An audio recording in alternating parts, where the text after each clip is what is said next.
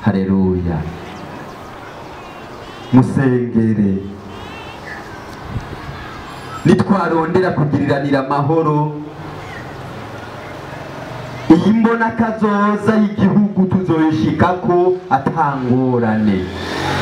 Mugabe igihe tuzoba turiko turatabagurana, igihe tuzoba turiko turajyaniriza z'amenyo, ukabona ko nakadakwiye kuba muri kiriya kibanza ahubwo yari wowe wari ukwiriye, uri kuripanga Imana ikigupangura. Haleluya, haleluya. Bibiliya usomye mu gitabo cy'Itanguriro igihimba cya 37, ijambo ry'Imana riratwereka ukuntu abavukana bene Yakobo bagiriye ishari ka Yozefu kene wabo gatoya kabo, akana gato. Kubera iki?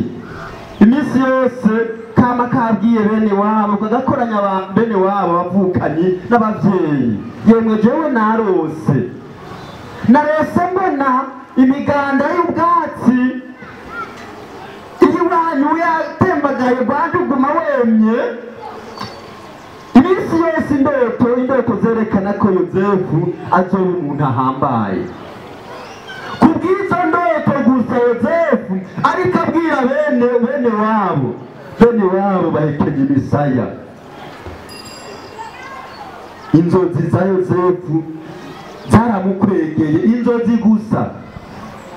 Hari akantu twigeze kubona ku mwayo matelefone karamaze igihe kirekire, abagabo babiri bariko bagenda mu nzira, umwe ngo kwa mufano nk'ubu twotora $100, amuciye mukibuka ndabibonye.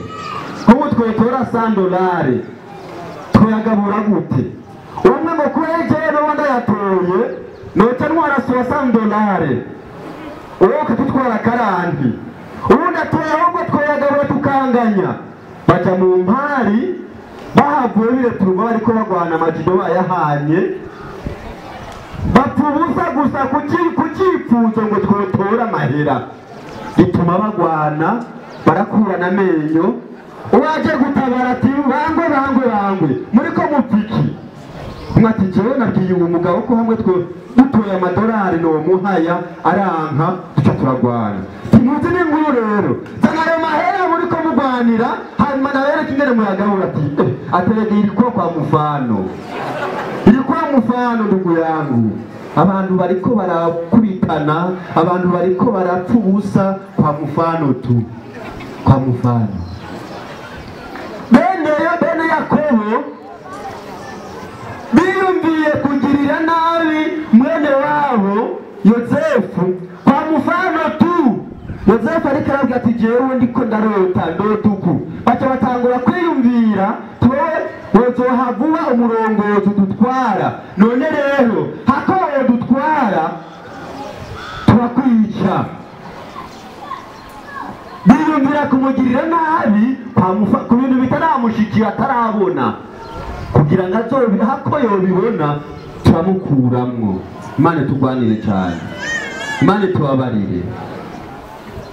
Ariyumvira iyo bari mu ishamba baragiye, kene wabo Yozefu kaja kubagemurira, kagiye kubaramutsa. Murumva uwo mutima w'urukundo gafise, kaja kubagemura. Bakikabona ati ngo Karosi rero araje, kugira ngo za ndoto ziwe ntizizoshike aha nyene tumutsinda aha, hanyuma ibyiwe birangire. Tuje kubwira data ko igikoko cyamuriye.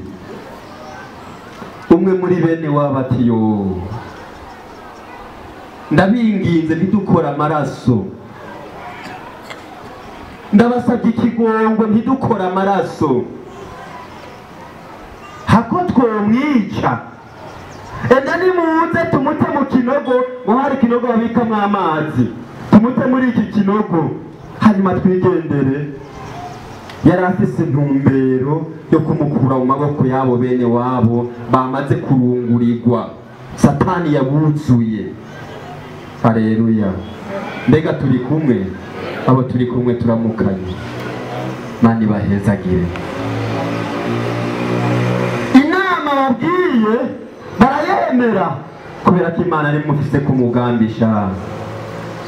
Bamuta mu kinogo, bageze imbere, Bibiliya yanjye irambwira ngo babona umugwi w'abantu biviriye hiyo kurangura ibidandazwa byabo.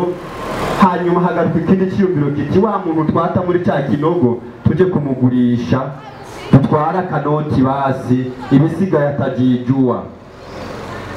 Baramuteza amabone, barazinga, baca bafata wa mwambaro yari yambaye, iserera mushono yashireje umwambaro mwiza, ari navyo byanatuma kandi bamugirira ishari.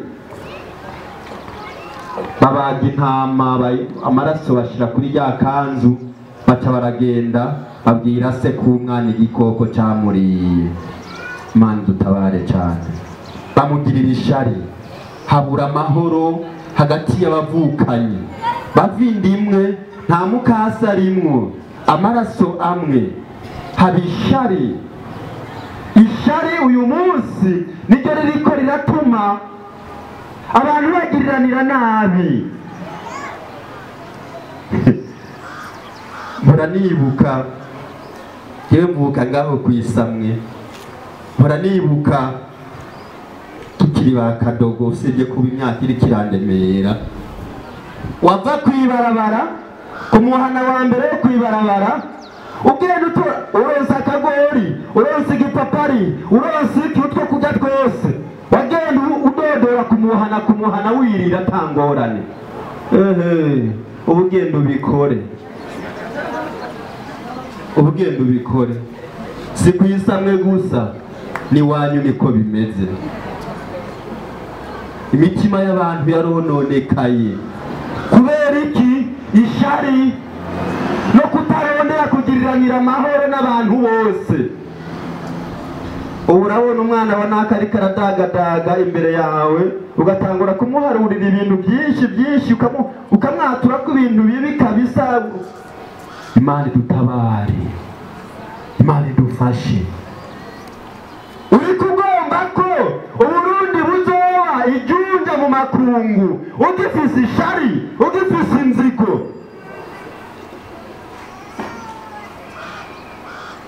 Paulo aratwigisha, atwibutsa kurondera kugiriranira amahoro n'abantu bose.